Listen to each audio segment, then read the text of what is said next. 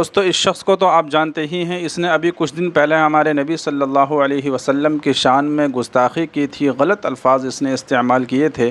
तो इस सिलसिले में इसके ख़िलाफ़ बहुत सारी FIR हुई थी, इसके ख़िलाफ़ पुलिस में शिकायत की गई। लेकिन इतना सब कुछ होने के बावजूद भी अभी तक इसकी गिरफ़्तारी अमल में नहीं आई है, इसकी गिरफ़्तारी नहीं हुई है। इस सिलसिले में मुसलमानों के दरमियान उसी दिन से बहुत ज़्यादा गुस्सा था, बहुत ज़्यादा गम था और इसके ख़िलाफ़ बहुत सारी शिकायतें लगातार दर्ज हो रही थी, FIR हो रही थी। लेकिन इसके बावजूद इसकी गिरफ़्तारी अमल में अभी तक नहीं आई थी। इसलिए अभी कुछ दिन पहले इम्तियाज़ जलील ने यह ऐलान किया था कि हम जो है औरंगाबाद से मुंबई का सफ़र करेंगे और रैली निकालेंगे, एक बहुत बड़ी रैली निकालेंगे और इसकी गिरफ़्तारी की मांग करेंगे।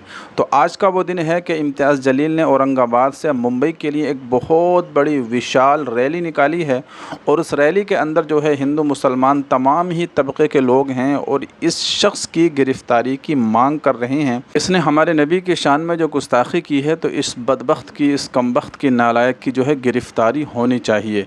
तो वो एक छोटा सा वीडियो है रैली का, बहुत ही खूबसूरत, बहुत ही अच्छा वीडियो है। तमाम लोग उस रैली के अंदर नज़र आ रहे हैं। इम्तियाज़ जलील का उसके अंदर इंटरव्यू भी है। एक छोटा सा 4-5 मिनट का वीडियो है। पहले आप वो मुकम्मल वीडियो देखिए, फिर उसके बाद हम थोड़ी सी और बात करेंगे। आइए देखते हैं। हजारों गाड़ियों के काफिले के साथ इम्तियाज जलील मुंबई की ओर कूच कर रहे हैं। सीधे उन्हीं से बात करते हैं। इम्तियाज जी, आखिर क्या वजह हुई कि आपको इस तरह से औरंगाबाद से मुंबई जाना पड़ रहा है? देखिए, मैं सिर्फ औरंगाबाद से नहीं, आज पूरे महाराष्ट्र से लोग इकट्ठा हुए हैं। वो हुकूमत को याद दिलाने के लिए जा रहे हैं हम कि ये राज्य जो है वो कायदे से, कानून से, संविधान से चलेगा। जिस तरीके से जाति, धर्म और मज़हब के नाम के ऊपर गंदी घटिया राजनीति खेली जा रही है, स्टेज के ऊपर खड़े रह के मुसलमानों को गाली दी जा रही है, हमारे धर्म के ऊपर गाली दी जा रही है, कोई कार्रवाई नहीं हो रही है, पुलिस खामोश बैठी हुई है, सरकार प्रशासन है तो इसको बढ़ावा दे रही है। और अफसोस के साथ कहना पड़ रहा है कि अदालतों से जो उम्मीद थी कि अदालत ने इसके बारे में कोई सख्त रवैया अपनाना चाहिए, वो भी जब खामोश नज़र आ रहे हैं तो हमें मजबूरन सड़क के ऊपर उतर के हमें कहीं ना कहीं सरकार को जगाने के लिए हम जा रहे हैं, उन्हें संविधान की कॉपी देने के लिए जा रहे हैं। आप कह रहे हैं सरकार को जगाने के लिए जा रहे हैं, लेकिन आप बताइए आखिर इतना बड़ा हजारों गाड़ियों का काफिला आप अरेंज कैसे कर पाए? कितना समय आपको लगा? किन किन संस्थाओं से आपने बात की? मैंने सिर्फ एक प्रेस कॉन्फ्रेंस के अंदर ऐलान किया था कि अब हम मुंबई की तरफ चलेंगे करके, और उसके बाद कहीं पर मुझे कोई मेहनत करने की ज़रूरत नहीं पड़ी।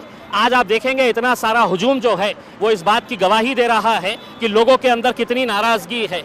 क्या ये देश, क्या ये राज्य गुंडागर्दी के हिसाब से चलेगा कि कोई कुछ भी कहेगा और हमने खामोश बैठ के सुनते रहना चाहिए? पुलिस ने खामोश बैठ के सुनते रहना चाहिए। महाराष्ट्र का एक इतिहास रहा है, बहुत अच्छे पुलिस ऑफिसर्स यहाँ पर रहे हैं, लेकिन अफसोस के साथ कहना पड़ रहा है कि राजनीति ने इनके ऐसे हाथ बांध रखे हैं कि ये बेचारे भी कुछ कर नहीं पा रहे हैं। अपनी आंखों के सामने देख रहे हैं कि गैर कानूनी कुछ हो रहा है, कोई क्रिमिनल एक्ट हो रहा है, लेकिन कर नहीं पा रहे हैं क्योंकि सरकार ने इनके पूरे हाथों को जकड़ के रखा हुआ। देखिए, रामगिरी महाराज का कहना है कि उन्होंने कोई भी गलत बयान नहीं दिया है। अगर आपको आपत्ति है तो आप कोर्ट जाइए।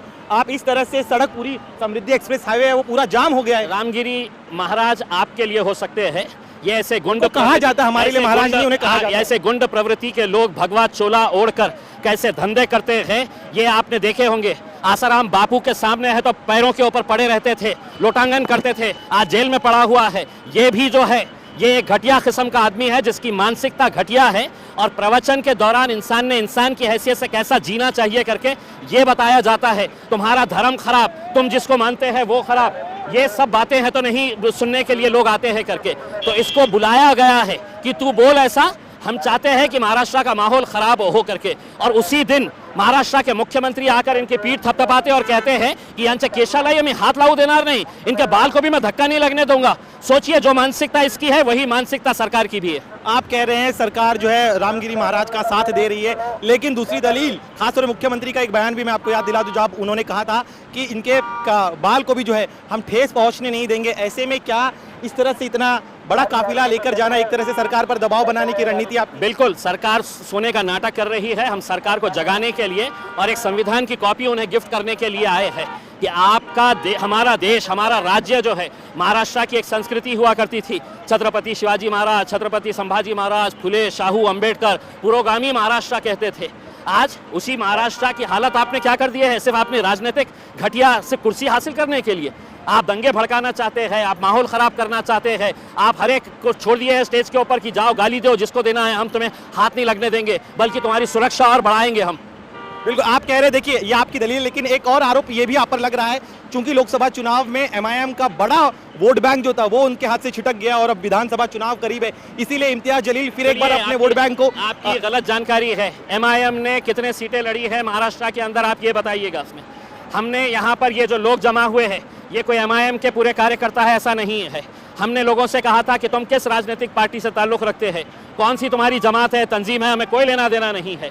यहाँ पे बाहैसियत मुसलमान तुम आइएगा, वरना जिस तरीके की बयानबाजी चल रही है आज, महाराष्ट्र के जो हालात बन रहे हैं, उससे तो हमें ऐसा लग रहा है कि सरकार चाहती है कि कहीं ना कहीं कुछ गड़बड़ हो जाए और हमारी है तो राजनीति है तो चलती रहे, हमारी दुकान चलती रहे। तो दोस्तों देखा आपने कि इम्तियाज़ जलील का साफ़ तौर से कहना यही था कि इस शख्स ने जो हमारे नबी सल्लल्लाहु अलैहि वसल्लम की शान में गुस्ताखी की थी तो इसकी अब तक गिरफ़्तारी हो जानी चाहिए थी, लेकिन अभी तक इसकी गिरफ़्तारी नहीं हुई है। तो इसी सिलसिले में जो है हम कूच कर रहे हैं और ये रैली निकाल रहे हैं। इसी के साथ साथ एक दूसरा शख्स नीतीश राणे भी है, इसने भी जो है गुस्ताखी की है और गलत हरकत की है, तो इसके ख़िलाफ़ भी ये रैली निकाली जा रही है और ये मांग की जा रही है कि इन लोगों की गिरफ़्तारी होनी चाहिए। ये लोग जो है इस तरह से गलत हरकतें करते हैं, गुस्ताखियाँ करते हैं, लेकिन इसके बावजूद जो है इनकी गिरफ़्तारियाँ नहीं होती। और अगर कोई मुसलमान कोई एक दो लफ्ज़ भी कोई बोल दे तो उसकी फ़ौरन गिरफ़्तारी हो जाती है, उसको जेलों के अंदर ठूँस दिया जाता है, डाल दिया जाता है। तो ये नाइंसाफ़ी है और ये सरासर जुल्म है, इसको बिल्कुल भी बर्दाश्त नहीं किया जाएगा। और दोस्तों इसी तरीके से हमारे नबी सल्लल्लाहु अलैहि वसल्लम की ज़ात तो हमारे लिए सबसे बड़ी चीज़ है। हम अपने हमारे ऊपर कोई जुल्म हो, हमारी जान के ऊपर कोई जुल्म हो, हम उसको बर्दाश्त कर सकते हैं, लेकिन अगर बात आएगी मेरे और आपके प्यारे आका जनाब रसूलुल्लाह सल्लल्लाहु अलैहि वसल्लम की, अगर कोई आपकी शान में गुस्ताखी करेगा, आपकी ज़ात के ऊपर कोई उंगली उठाएगा, गलत बयानी और गलत बात बयान करेगा, तो फिर इस बात को और ऐसे शख्स को बर्दाश्त नहीं किया जाएगा, बिल्कुल बर्दाश्त नहीं किया जाएगा। इसलिए कि अल्लाह के रसूल अलैहिस्सलातु वस्सलाम की ज़ात तो ख़ुद हमारी ज़ात से, हमारे माँ बाप की ज़ात से और इसी तरीक़े से पूरी दुनिया से ज़्यादा हमको महबूब होनी चाहिए।